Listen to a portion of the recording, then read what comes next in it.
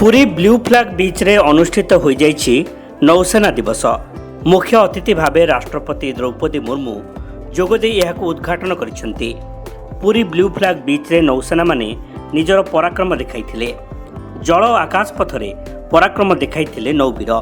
विभिन्न युद्ध कौशल नौसेना प्रदर्शन करथिले। आकाश रे पैंतरा मारिथिला युद्ध विमान, दम देखाइथिला लड़ुआ हेलिकॉप्टर। आकाश रे त्रिरंगा उड़ाइथिले मार्कस।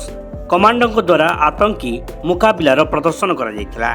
सूर्यास्त रे नौसेना पक्षरु सनसेट कार्यक्रम आयोजन हेबा सह जातीय पताका और नौसेना पताका अर्धनमित करा जायतिला। राष्ट्रपति द्रौपदी मुर्मू और नौसेना मुख्य एडमिरल दिनेश कुमार त्रिपाठी समारोह को संबोधित करथिले।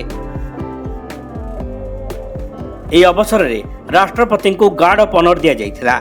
नौसेना दिवस कार्यक्रम में मुख्यमंत्री मोहन चरण माझी, उप मुख्यमंत्री प्रभाती परिड़ा, उप मुख्यमंत्री कनकवर्धन सिंहदेव, मंत्री विधायक माने जोग देइथिले।